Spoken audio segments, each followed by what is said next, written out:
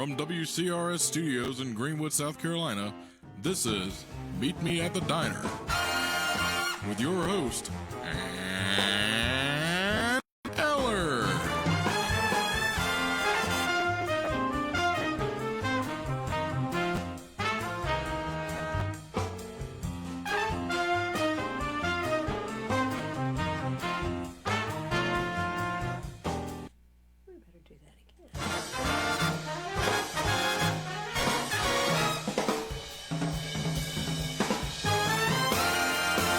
From WCRS Studios in Greenwood, South Carolina, this is Meet Me at the Diner with your host, Ann Eller. Oh, that's right. Good afternoon, everybody. How you doing? Hey, I'm Ann Eller. Just redoing the music. I enjoy it so much. I was just redoing it here this afternoon. And this afternoon, we have a really big guest with us here this afternoon. I have talked to her on the air for seven plus years, and this is the first time she has made it into my studio. Penny is just staring at her saying, "Who are you anyways?"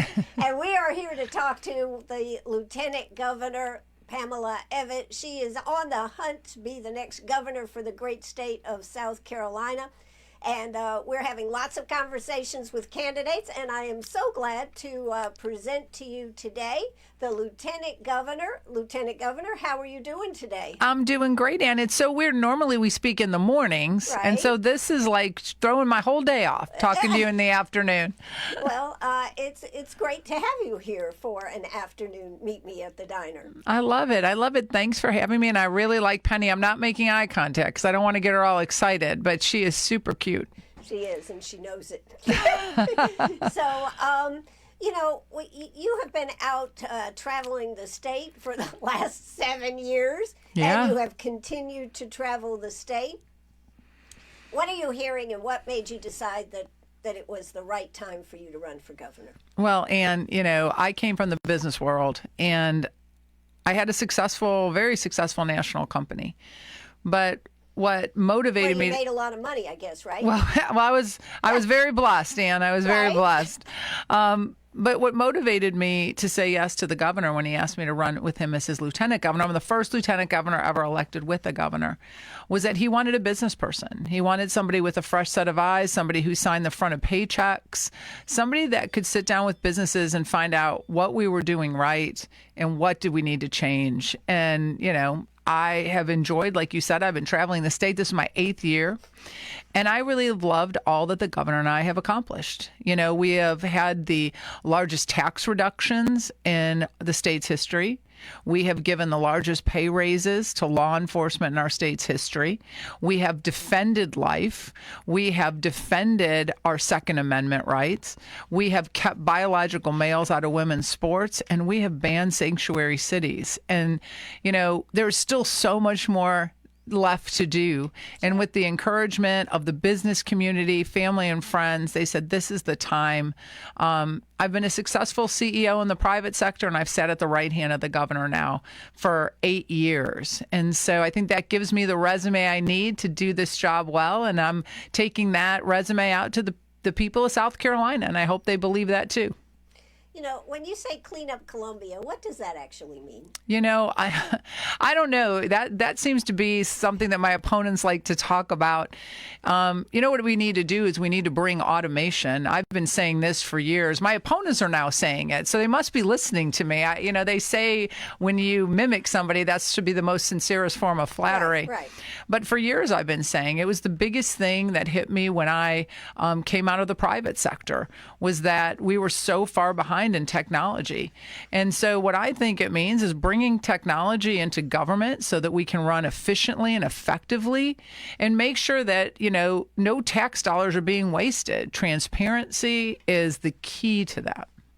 Well, as Lieutenant Governor, you've pointed out that what you and the governor have accomplished. What would you say are the key areas that you personally had direct impact? Well, I'm a big fan of our technical college system, right, and talk about it all the time. And as we were pushing the WIN scholarships to get South Carolinians up to, secondary degrees to get them with certifications. We were opening up a lot of entry-level positions. And so I went to the governor and I said, Governor, I would like to start a youth employment initiative, getting young kids working again, because youth employment was at the lowest it's been in our nation's history. Yeah, and I grew up working. Me too. I worked at Dairy Queen. That was a great job. I learned all the best skills there. Right. But, I just said to him, and he, what do you think? Can I champion this? He said, absolutely. So I worked with DO, our Department of Employment and Workforce. We developed a website so that small businesses could put their job offerings on there free of charge. And we could direct, by working with every individual school district and Ellen Weaver, young kids, high school kids. It doesn't have to be. If you're retired and you think you might want to work at a coffee shop, go onto the website and take them up on their job offer. I don't mind working at a coffee shop. How about you, Pam? I think it'd be great.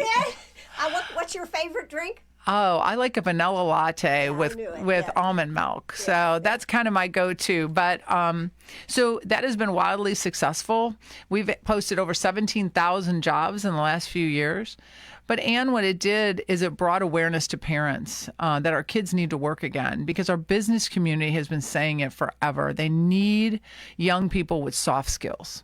They need people when they get out of college to understand you have to show up at work at time. And, oh, by the way, you don't get summer break.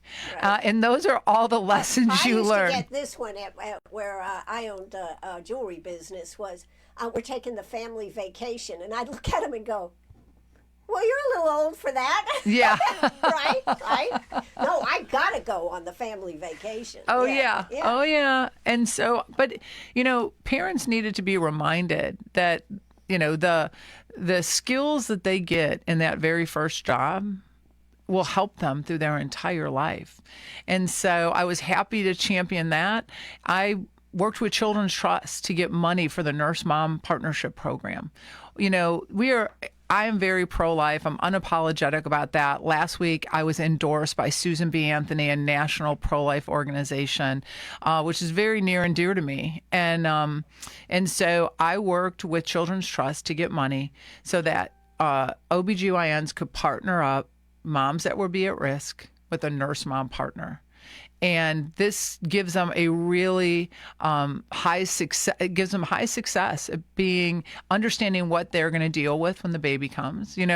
We have to be realistic that not everybody is blessed with good role models, and some people aren't. And so, I heard a story that was very moving to me about a nurse mom partner that got this young mom one of our WIN scholarships. Put her through Greenville Technical. It put her through Greenville Technical College. Mm-hmm. She got an HR degree.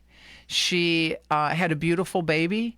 We broke the cycle of poverty, because now that young woman has got a great career, not just a job, a career, something that she believes her daughter will be proud of. And they had me at hello, Ann. I was like, tell me how I help you. And they said, we need funding from the General Assembly to get the money we need from the federal government. And I was more than happy to fight for that, because, I get so upset when pro-choice people say all we care about are these babies in the womb, but we don't do enough once they're born. And this was something that we could point to and say, no, we care about these young children and these young people that choose to say yes to their babies. We care about them, and we're going to do stuff to keep their lives successful. Absolutely. Well, that's two. Now, I'm just curious. You talk about working and the use of AI and everything. Has there been any possibility of starting that now in the governor's office? So using AI within our cabinet positions? Or no, just in general. You want to use it to ferret out waste and fraud and Absolutely. This type of thing. Have you been able to start that program in the last 8 years, or looked at doing any of that? That has been something we have definitely made steps into automation, working with our Department of Admin to root out homegrown systems and things like that within government, because we want to make sure that our systems are as tight as they could be. But we have to sit down with the General Assembly and look at new technology. That sounds like money to me. Well, Sounds like you want to spend money, Pam. But the ROI on that, if you look at other states that have done it, in the end, they've saved over $1 billion a year because now you don't need as many people to push paper. And we know that the average age of a state worker is aging out. So we're going to have to do something. And as we continue to grow, we have more people in South Carolina. What I don't want to see is us trying to hire more. We're never going to be able to outpace hiring on the state level. And so, and by working with, with good technology, that's how you start to work with other departments. That's how you root out waste. That's how you root out fraud is to have that. I mean, you're not going to be able to find enough people to push enough paper to get that done. Well, I'd be curious, since your accounting background and everything, we're here with Lieutenant Governor Pamela Evette discussing her run for the governorship for the great state of South Carolina. What areas do you believe need to be targeted first? I'm sure you have some ideas. Well, yeah. I mean, you want to go in. You want to look at the Department of Revenue. You want to look at HHS, which handles Medicare and Medicaid. You want to make sure they have the latest systems. Kind of been in the news, hasn't it, lately? Well, you want to make sure that you get on that. But let's talk about DMV. I use DMV because the director says we can talk about how outdated their technology is, and everybody likes to complain about going to the DMV, right, Andy? No, wait a minute. Everybody likes to complain. Period. About everything. Okay, yeah.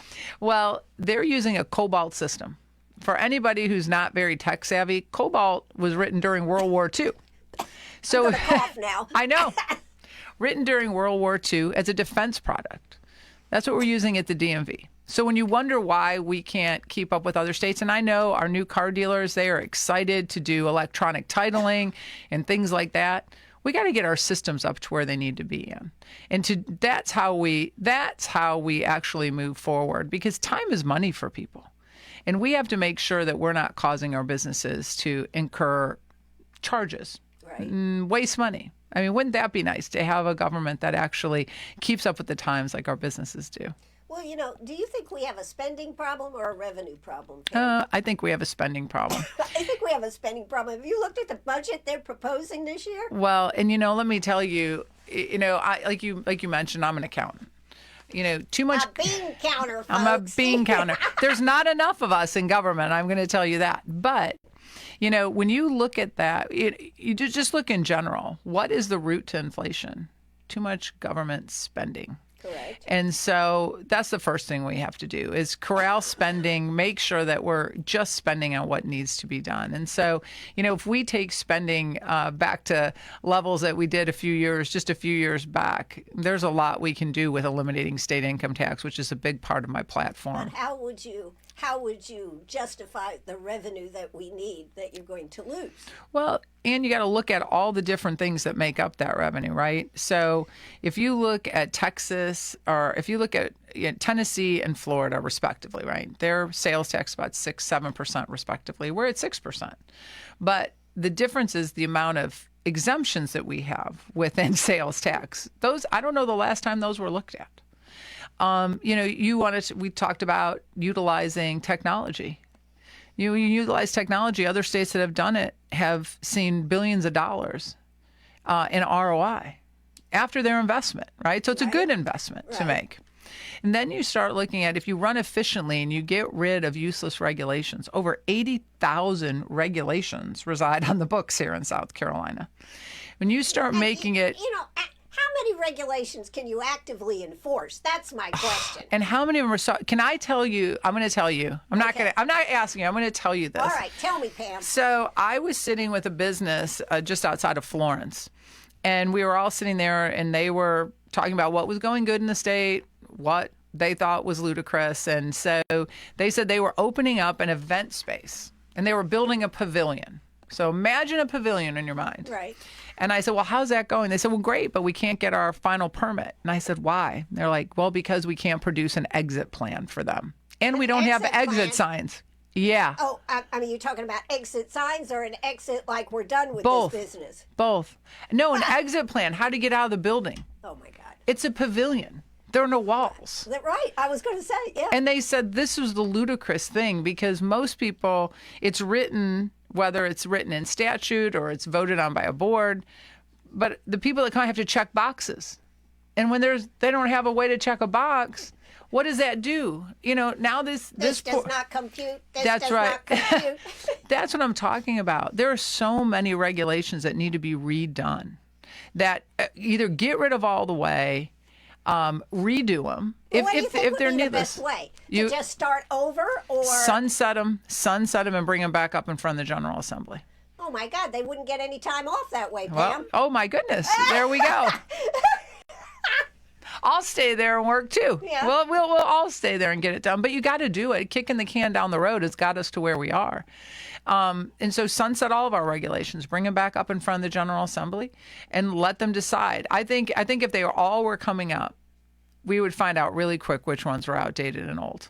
So let's get rid of them. How many regulations do you think? I mean, this is pie in the sky. I know. How many regulations do you really think you need? As few as possible, Ann. As few as possible. 500?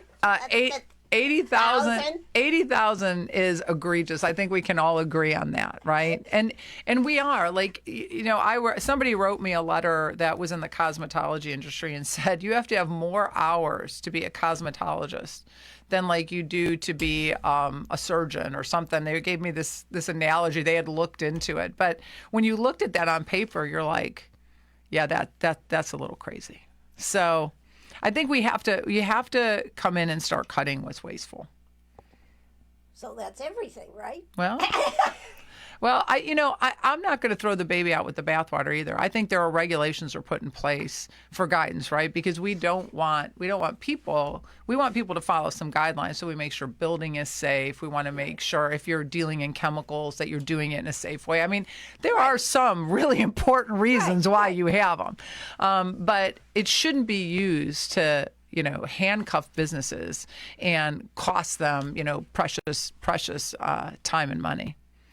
Well, one of the things that you've talked about is getting rid of the income tax. Yes. How do you go about doing that, though, Pam? I mean, can you give us some nuts and bolts how you do it? Because the legislature just recently said they're willing to cut it down unless the revenue drops, and then they're going to put it back in again. Come on. Well, there was a great article, Ann, in Fox Business last week.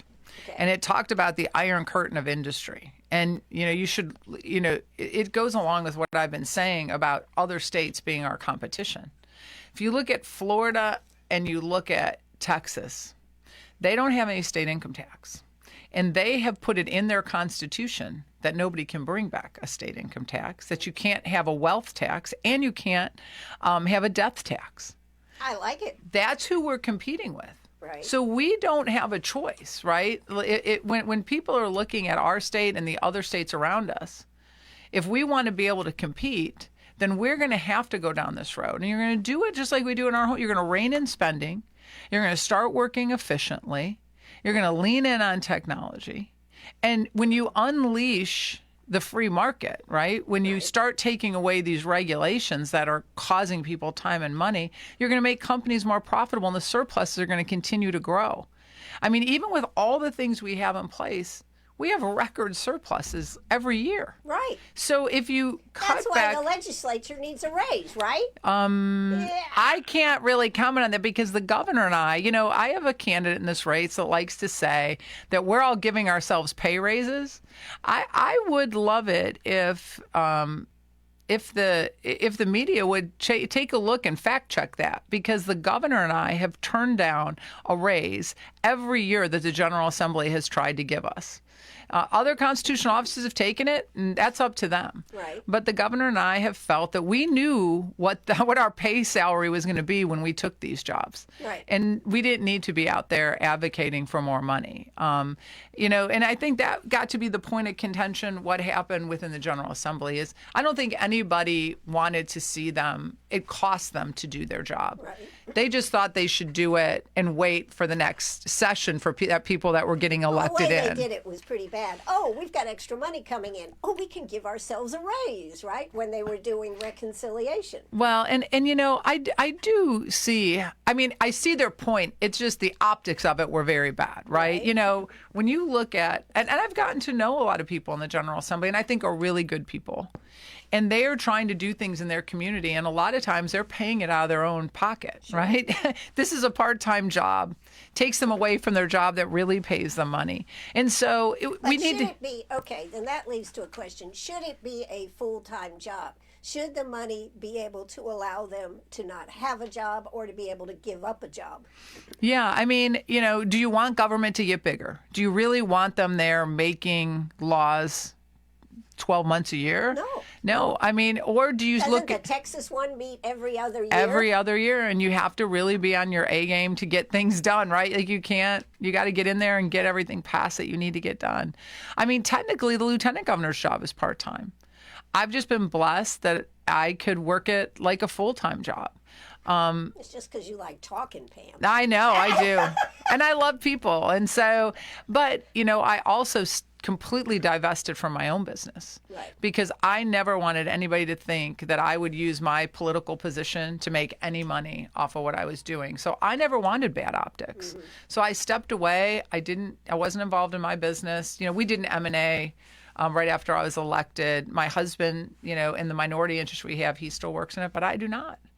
Right. And I think that's what we have to be. You're as poor as the rest of us. I'm as poor as the rest of you now. Come on, Pamela. I am working for the people, but I am, and I really covet this position in the sense that I don't want it to be tainted by somebody thinking that I've used my position. You hear this all the time, the Nancy Pelosi's of the world, and I never want anybody to think that I am tipping the scales in a way that it helps me or my family or my friends. I'm glad none of them really do government work, right? So it's kind of easy for me. But I think we have to always be mindful of that, because I hate that people don't want to get involved in politics because they think it's an ugly business. It doesn't have to be. Well, it is kind of an ugly business. Well, you really talk about it and all the things that happen and everything, and the spin factor. I always said the best job, be a spin doctor. Wouldn't that be great? Be a spin doctor. Just turn it all around, right? And you kind of do. Yeah. You kind of have that right here. Yeah. You get to put your spin on everything. Yeah, exactly. So, so we're talking about all these things with Pamela Evette. She is the lieutenant governor for the great state of South Carolina. She would like to be our next governor. She is actually, after this, you're going to the GOP here in Greenwood at the courthouse to talk. So people are welcome to come down to that. Absolutely. So, so as we talk about the things that are going on, one of the issues has been school choice. Yep. And I think I noticed that the legislature, the Senate, was cutting the number of students who could get involved in school choice. Where do you stand on how broadly it should be available? You should qualify. Didn't they cut out homeschoolers, I think? They were trying to, yes. I think it was a battle between interpretation, is the way it was explained to me, is that Ellen, our superintendent of education, felt that homeschoolers are included. Certain members of the Senate felt that they shouldn't have been. They both interpreted this law very differently. I believe in full universal school choice. I think let's just make this easy. The money follows the child. How much would that cost, Pam? The money follows the child. We're paying for that anyways. So public schools are just left out? Public schools will get it. And you know what I think is good? And think about over the last few years since I've been in there, how much time our General Assembly spends trying to root out things that are happening in public schools. Because that's really all they can touch, right? That's where state taxpayer dollars go. And, when you talk about these DEI programs and all these things that happen, whether it's in colleges, whether we don't like the way or the content that's being taught in a school, by the time a parent finds out about it and goes and talks to the school, and then the school in turn says, well, there's nothing we can do. So those parents go to the school board, and that takes time. Well, then they reach out to their representatives, and then it gets down to, do you see how long this process takes? Sure. By the time the General Assembly can come up and say, okay, if you're doing this in a classroom, we're cutting funding. It's 2 years. They've changed. They've gone on to something else. And so if you had universal school choice, where if a parent's in a great school district, like I've been down to, obviously I'm all over the state, but in Charleston, they love their superintendent. They love their schools. They love the fact they're putting vocational programs in their schools. School choice came around. Most of those parents would be fine with leaving their kids exactly where they are. that money So you follows think those that's not kids. true. So you think that's not true, that the schools would be on the short end of the stick if we had universal school choice? I do not. Schools would have to compete. Look at states that have already done this. Look at Florida. Look at Mississippi. Look at Arkansas. I mean, we are not on the cutting edge of this wild and zany idea. They're doing it in all these states. Not on the cutting edge. Come on, Pam. Come on, Ann. I mean, other states are doing it, and they are having unbelievable success and educational outcomes.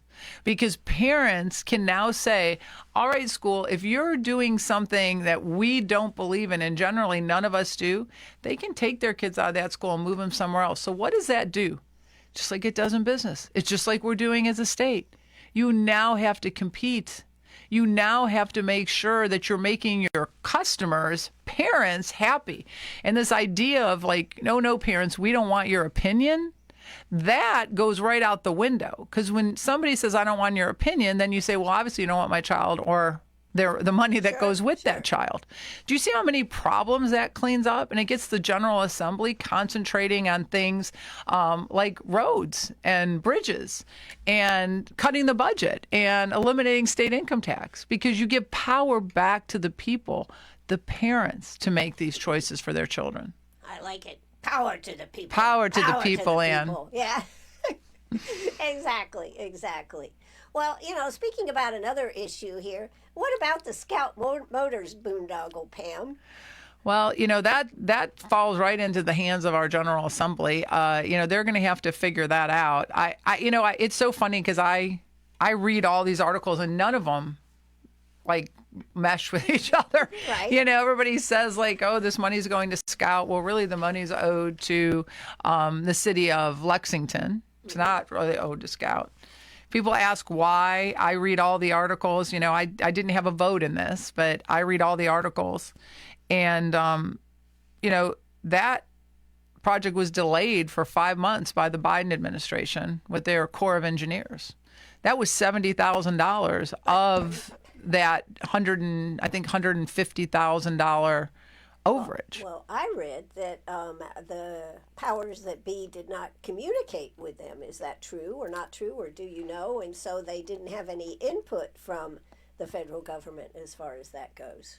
The federal government, or the okay. So I've heard 70,000 that you're talking about, wherever that money came from, that they did not communicate with them, so they didn't know how long it would take to get the permits or whatnot. Well, again, that's the problem. I wish, you hear, the more you read, the more people you talk to, The less you know. The less you know. The less you know. What I say is I hope it's going to be as successful at the end of the day as BMW has been here for the upstate. Right. And that's what we should be all hoping for, right? I think $150 million more dollars or $200 million here, that's a lot of money. $150 million is a lot of money. Yeah. But where does it come from, Pam? So, it's going to have to come from. It's going to have to come from, the general fund. Yes. But I think it concerns me as a business person that everybody is wishing it to fall apart. That's like going on a plane and wishing a bad day on your pilot, but you're still sitting on the same plane that you're wishing somebody a bad day on.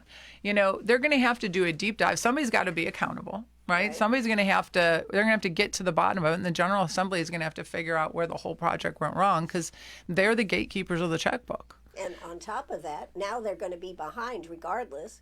I understand they've already sold cars with the Scouts that would be wanting to roll off, and people wanted the first ones, but now we're probably delayed at least a year, aren't we? You know what? I have heard we'll be delayed a year. I've heard we'll be delayed 8 months. I mean, what does that look like? I don't think we know for sure. But again, I'm hoping that everything that comes to South Carolina will be a success. Because if it's a success, it'll be a success for the people of South Carolina. Absolutely. And so, I'm always shocked when, is there a lot of reason for people to go, wow, yeah. But wishing it to fall apart, that's never a really good strategy. Like I said, I I actually compare it to walking on a plane and wishing your pilot a bad day when you're sitting on a I don't plane. think you should ever do that, Pam. Just FYI. I know. I don't. I don't. I get in and I hope he's had a great day and a good cup of coffee Exactly. before we take off. But how did you and the governor actually feel about the fact that they went to Charlotte for their headquarters rather than coming to South Carolina? Was that a slap in the face? I think it was terrible. I wish they would have been here. I'm hoping that we can get more, corporate headquarters here to South Carolina. We're a beautiful state. We have a lot to offer. Corporate headquarters bring a lot of tax dollars and high paying jobs. Exactly. I would presume. Yeah. So I think that's something we have to focus on. I've heard over the last few years that we haven't really actively went out seeking corporate headquarters. I think we really need to do that. Yeah. So, but that had to be a gut punch when they made that decision. Yeah. It was. All right. Well, moving on. We got a lot of topics here. Pam, how are we doing here this afternoon? I'm doing great. Okay. All right. It's like speed dating we're having here, Ann. It's political speed dating, which is great. Yeah. Well, it's moving fast, and I got a lot of questions, so we'll keep going. All right. Now, we have an issue here that I think everybody is interested in: gambling. Okay. Okay, so gambling, how do you feel about if a bill came across your desk and you were asked to sign it? Where do you stand on that, Pam? Well, I think it's a very broad question, Ann. I think I was giving you a lot of room, Pam. Well, thank you.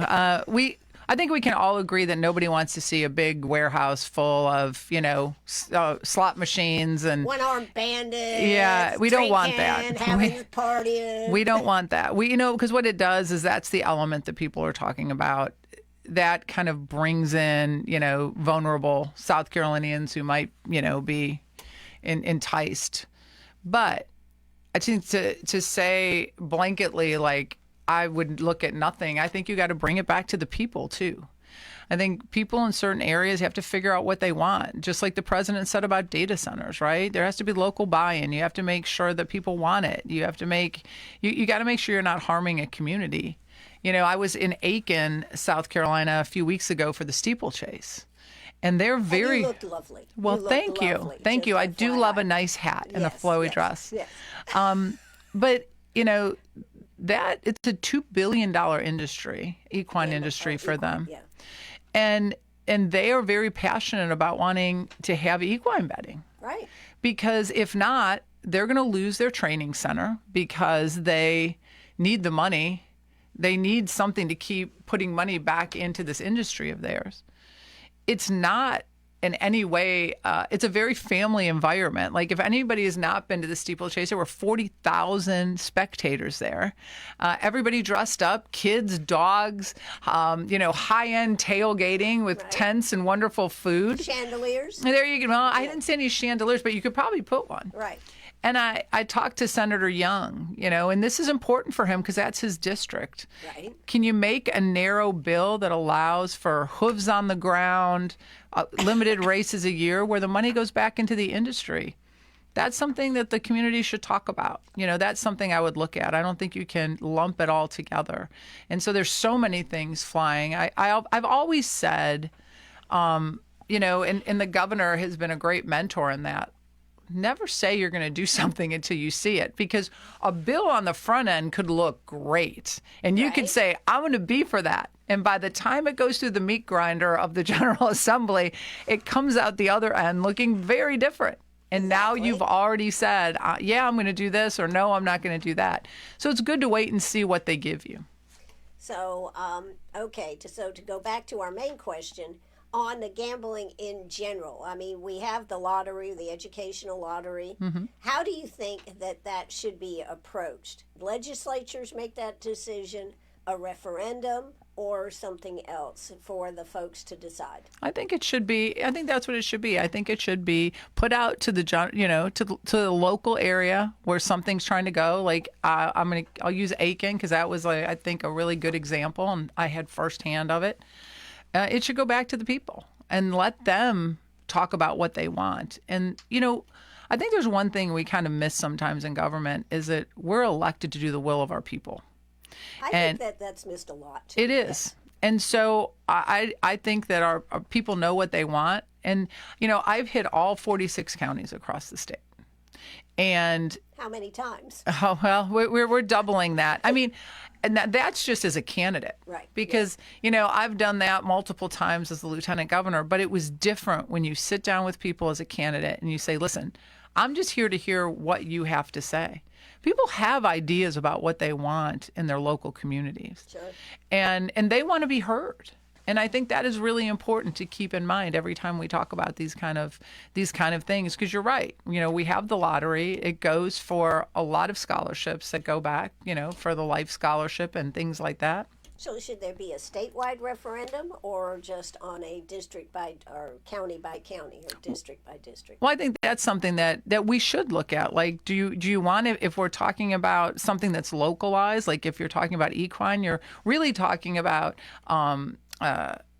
Aiken County, and then you're talking about Kershaw, like that area. And so, what about Orangeburg with their desire to have gambling? Exactly. Well, that I was saying I was dealing with equine. So, you get into that with two very specific areas. You're not seeing that. Camden has the steeplechase.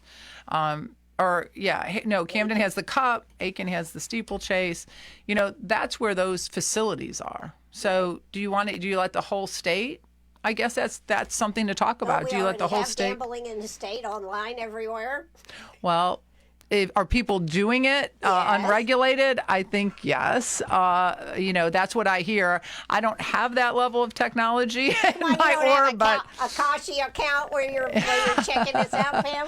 Yeah, no, that's not me. If I have to come with a vice, I like shopping. I mean, I think I'll stick with that. It's less controversial, but no, I think that's probably where we can sit down and figure out what we think is best. Do you do it statewide? Do you do it locally? I think local is always the best way because you're closest to the people it affects, and then you find out what they want. What do they want in their backyard? Well, it's kind of like Sunday liquor sales. I mean, there are some counties that are dry counties. Some counties have liquor sales on Sunday. Some don't. This type of thing. Yeah. I'm talking about in restaurants. This type of thing. So I guess that would be. So you would be more for localized per county or district. And see what they want. Yep. See what they want. All right. Well, that sounds good. Hey, I tell you what, we're going to take a quick break and hear from some of those that make it entirely possible that we can be here. We are here with the Lieutenant Governor this afternoon. You stay tuned. If you've got a question or a comment, I know she'd like to hear from you. 864-332-9355, 864-332-9355. Or, just like Judy Davis said, thank you for caring about our state and serving, Pam. That's on Facebook Live. Oh, thank you. Thank you. So we'll be right back. Don't you go away. This is WCRS Radio.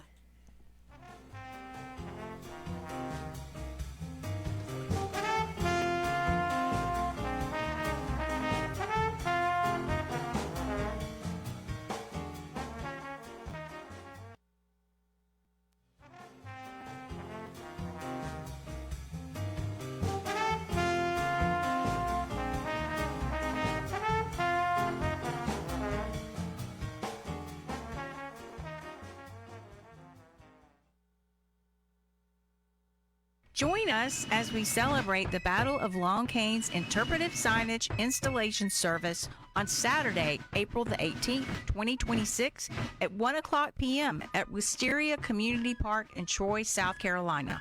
This event will commemorate the installation of new interpretive signage honoring the historic Battle of Long Canes and its significance in the region's Revolutionary War history. 3 new signs displaying an artist rendering of battle scenes with narratives along with a map will be placed in Troy's Wisteria Park. This is a joint project with Greenwood County 250 and McCormick County 250 and funded in full by South Carolina 250. The service will celebrate the legacy of those who lived, fought, and were impacted by the Battle of Long Canes during the American Revolutionary War in South Carolina. The event is free and open to all. Refreshments will be served following the ceremony. See you This there. April, join the WISE new membership Easter egg hunt all month long. During April, new members crack open an Easter egg for your prize, either a discount off the joiner fee to discounts off your first month. From group fitness and family fun to healthier habits and stronger communities, the Y is where you belong. Visit the Greenwood YMCA today or join online. The Y, there's no place like this place. Shred It, Greenwood. Saturday, April 25th, 9 to 12, at St. Mark United Methodist Church on the Bypass. We will shred any personal documents with your info. Don't forget, e-waste recycling is available. TV, computers, printers, and such. No phones, keyboards, or computer mice accepted. Free to Greenwood residents only. Sorry, no businesses. Donations gladly accepted. See you on Saturday, April 25th. Let's shred it, Greenwood. Self Regional Healthcare is currently hiring for clinical and support staff positions. At Self Regional, we strive to create the best experience for our patients and our team members. We offer flexible schedules, competitive pay, and generous benefits in an environment that is supportive of your individual needs. Come see what makes Self Regional a great place to work. View our current job openings at selfregional.org/careers.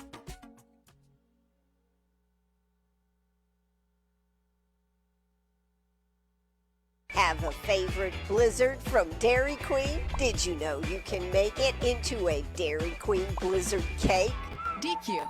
Happy tastes good. Make every occasion special with a blizzard cake only from your local Dairy Queen on the 72 bypass. Order one today. Happy tastes good. So make your next occasion extra special with your favorite blizzard as a cake.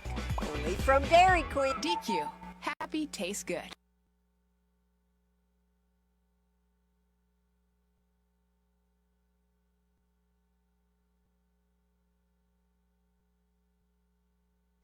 All right, we're waiting on that music to just come right up here. But guess what? Guess we're not going to have any music here, and that's the way it goes on live radio. I am Ann Eller, and we are right back here. Let's see if I can put my mug up there. There you go. Look, there's Ann right here on Facebook Live. We also have the Lieutenant Governor here with us talking about all things Pam and all things about her run for the governor of the great state of South Carolina. So, let's see. We've talked a lot already, and you'll be able to go back and watch this on Facebook. You'll also be able to see it on our website, WCRS1450am.net. And we have Pam with us here. Pam, how's this interview going for you here today? I think it's great. It's always fun to be with you, Ann. 8 years. I mean, 8 years I've been a loyal contributor to your show. And I've been a loyal supporter. Yes, you have. Yes, you have. Touche. Our relationship has worked out very well for us. That's right. All right. So, one of the things that actually we were just having a little discussion about was you were absent at the Newberry debate. I was. Yes, I was. Why did you make that decision? Well, because when we first got the dates, we also got a sheet that basically said, you could get your donors to donate $20,000 to get 50 levels, tickets. Right. Yeah. Yes, right. But at that level, to get 50 tickets, it was $400 a ticket, and I felt that was egregious. Mm-hmm. And then it kind of came out that this was going to be a fundraising mechanism for the party, and I'm a huge party supporter. I mean, I go to all the GOP things all around the state, whether it's an election year or not. I have always tried to show up and be supportive. And I felt that it was really alienating out those grassroots people, the ones that put on the meetings and put out signs and make phone calls and door knock. And I just didn't think it was right. At that point, there wasn't really a mechanism for like the normal person to get in, and we couldn't get a lot of clarification on it. And I just didn't think it was right to do fundraising on the backs of candidates because, we've really tried hard to make sure that we get our numbers in so we can get on air so that we can get our message across the state. And that's just a lot of money. And my donors did not want to see me spend the money that they gave me that way. Sure. Well, what about the fact of the Silver Elephant Club that is $360 a year? I understand that you would, if you are a Silver Elephant member, that you would get one ticket to the debates and one to the gala event that they have for the Silver Elephant, and there's some other perks. And people can pay like $30 a month, $360 a year. Yeah, I know that some people, and this is what I was told, that there were some levels where they pay $80 a month. Sure, there's other and levels, those are the high, and it was told to me that it was those higher levels that had the guaranteed one ticket. That you had to really be on those top levels. So we could never really get a clear reading, and it was all very obscure. And so we took a pass, and that was fine. Do you think that hurt you, not being on the debate stage? No, because I got a lot of people talking about it without me being there, so I think it was okay. I have been the only candidate, as a candidate, that has gone to all 46 counties and started looping around again. I've been super transparent. I've been out there. I've done talk radio now for 8 years all across the state. Right. People know where I am and where I stand. And so, no, I don't think it hurt me. I'm not. Are you going to do any of the other SCGOP debates? I said we would do one. I do believe it's a rite of passage, right? Everybody wants to see you on a debate stage once. And we've done so many governor forums. I was just in York County with all of us on stage, and, people came out in York County and heard us. It was a forum, so nobody was, kibitzing back and forth, but they got to hear us, and I've been at all of those. So I'm gonna do one of the SCGOP debates, and we had already said to SCETV that we would do their one debate that they wanted to throw on, and so come and check me out there. Absolutely. All right. So, other things to talk about. What would you change about the debates? Then, what would you change if you? I know you're a little dissatisfied the way they had that set up. What would you change about it? Well, when the governor, you got to remember this is my first race as governor, but I was part of two races. Your first race as governor. Yeah, I like that. Did you get my that, first everybody? race as the governor on the ticket? But I called the governor and said, "Hey, we never did this, right? Like we never." And he said, "No, they gave so many tickets to each campaign, and everybody kind of had an equal number, and they brought their people, and then they had some for some donors and things that gave to the party already, right? That weren't paying for that, and that's what I would do. I'd give every campaign so many." Let them all have supporters there. It's on TV, so you can sit at home and pop popcorn and watch it live and in person. So your people would be able to watch it on TV. They can. But it's something about, I think it's those grassroots people like to be in the audience. They like to be a part of what's happening at the time, and I think they've earned that for all the hard work they put into the party. Absolutely. All right. Well, let's move on and talk about another of your favorite issues. Donald Trump. I love Donald. Don't tell David. Okay, there you go. All right. So, I know that Eric, you would like to be positioned to get his endorsement. You have the governor's endorsement. Mm-hmm. What would it mean to get Donald Trump's endorsement? Wow, it would mean the world to me. And I've said it, this has been a conversation piece for a long time, probably since I've announced. I think anybody should be honored to get the president's endorsement. Nobody should count on getting that. But, I have done what I have done for the president because I believed he was the right man for the job. I traveled to New Hampshire, and I've traveled everywhere else. He's asked me to stump for him all around the state. David and I have gone to, our people, and we have fundraised for the president large sums in the 2020 race and the 2024 race. And I just, when he came to South Carolina, Ann, he came in January of 2023. He came on a Saturday afternoon. I'm reiterating that. It was a Saturday afternoon.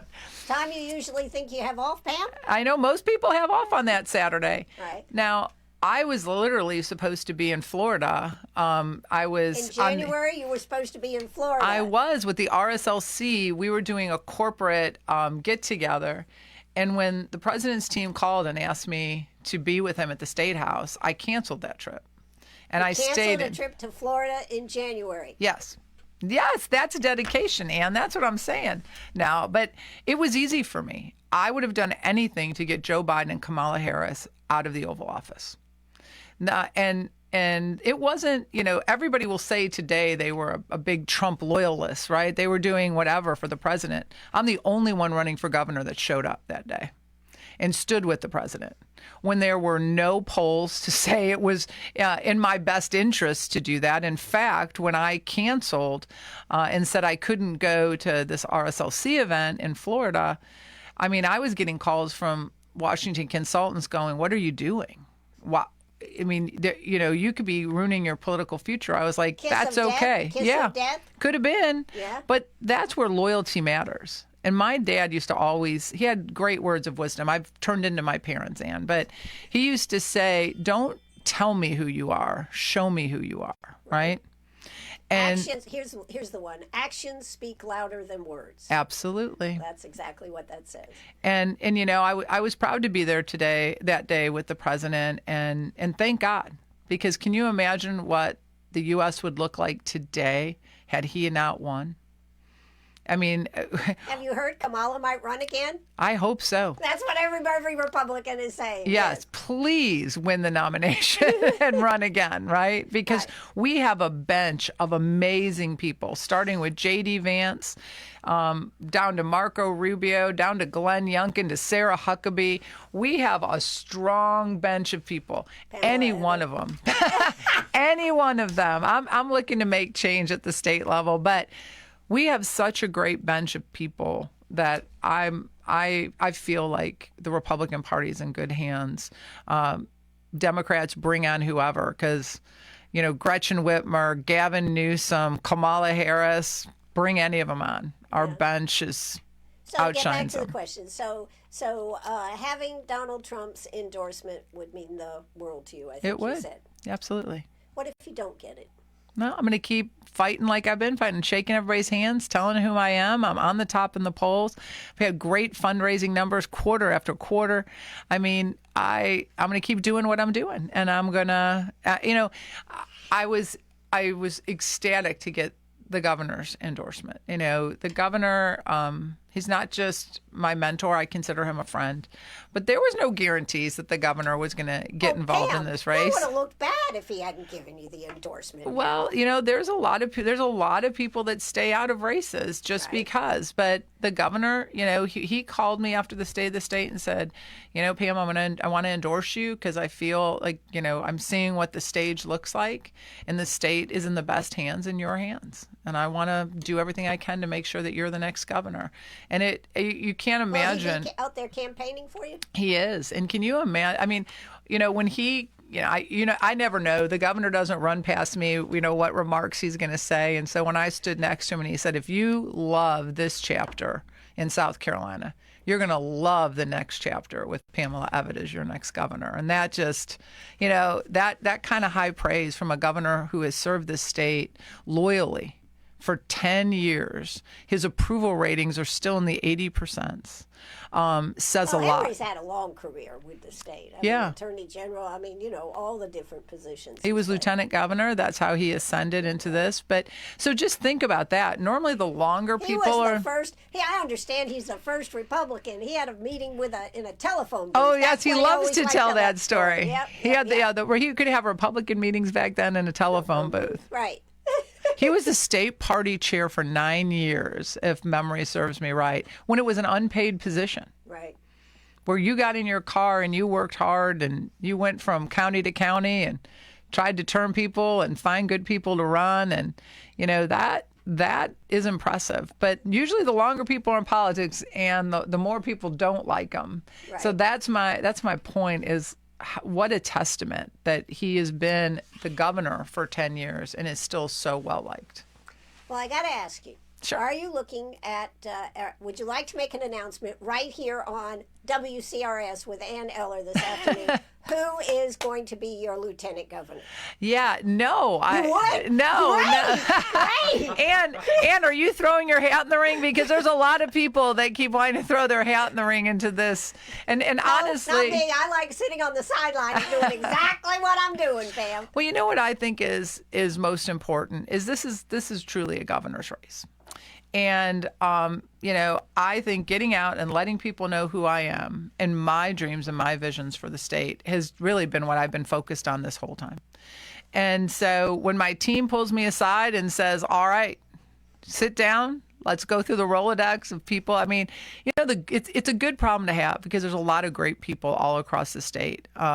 People that, complement my skill set. I think the governor and I did a great job of complementing each other's skill sets. And, sit them down and figure out who would even be interested. So when the team tells me it's time, Ann, that's when I'll do it. Until then, I'm going to keep working really hard and shaking hands and making sure people know who I am and what I'm about. So after you win the primary, that's when you're going to announce.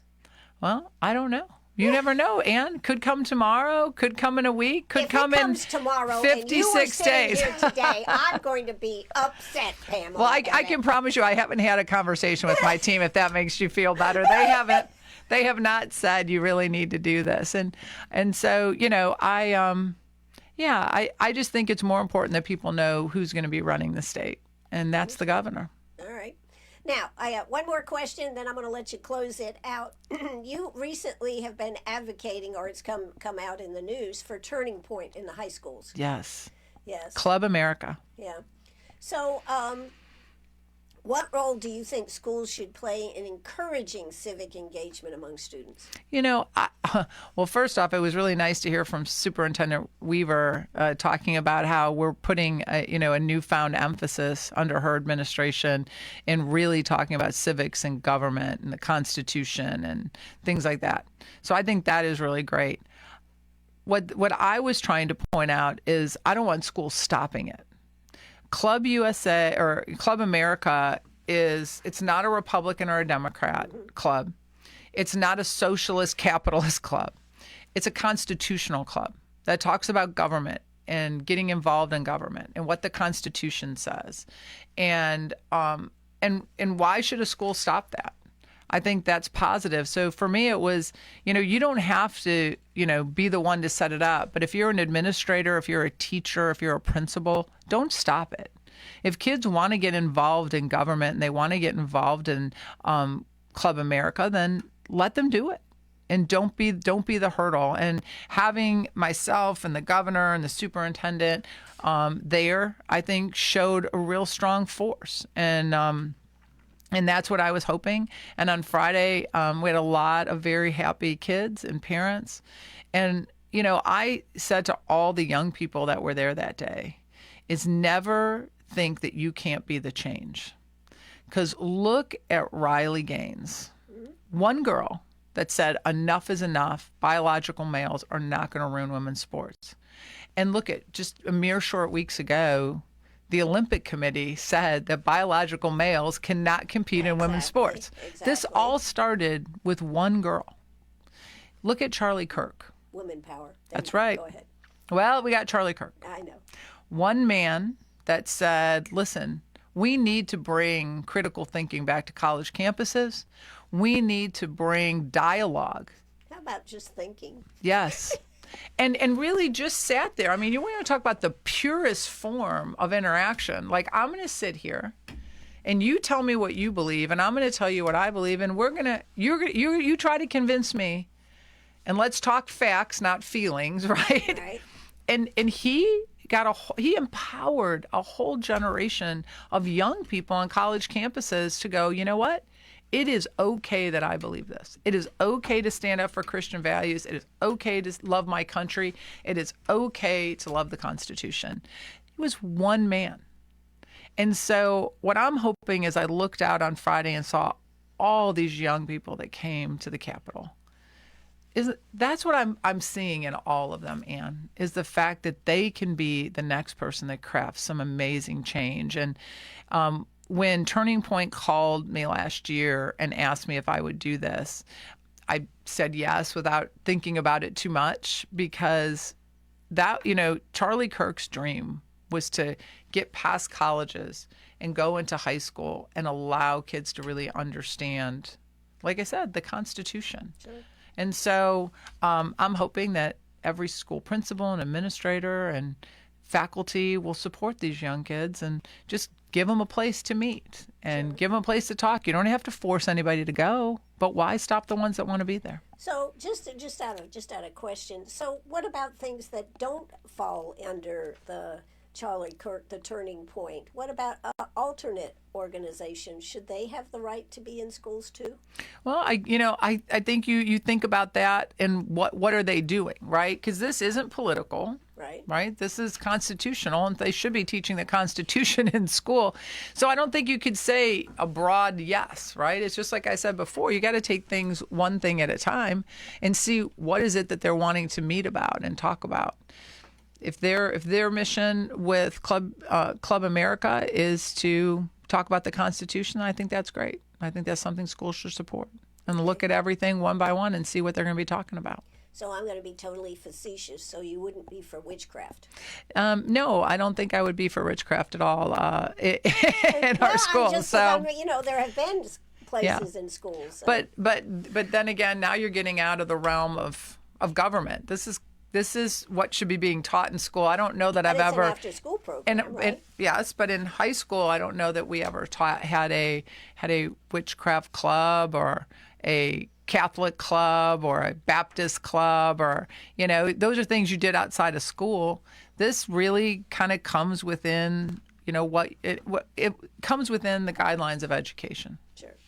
Well, that was just being facetious. I knew. Just because I think it's part of the conversation.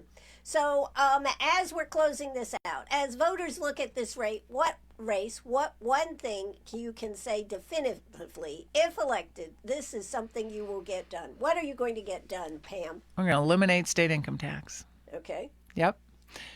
You said one thing. Right, one thing. Okay, yeah. Okay. That's on day one is what we have to do. How long is it going to take?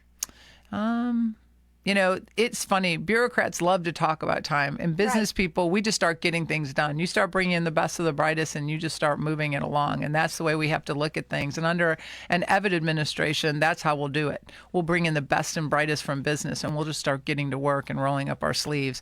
And we won't use those same excuses that you see from career politicians like, well, it'll take time. And you know what? You won't be able to understand. You know what I love? I love when you hear people say, well, I'd like to explain it to you, but it's so complicated. Right. You really wouldn't understand. I know. Right. That means we don't know, and so we don't want to tell you.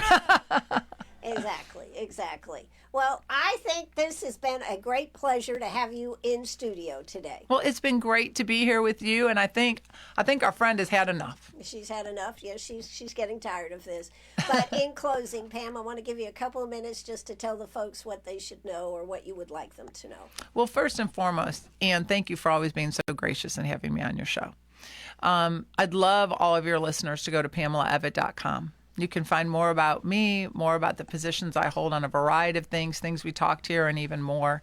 I want you to know that, I'm a Christian wife and mom of 3. I'm a conservative businesswoman, and I'm your 93rd lieutenant governor.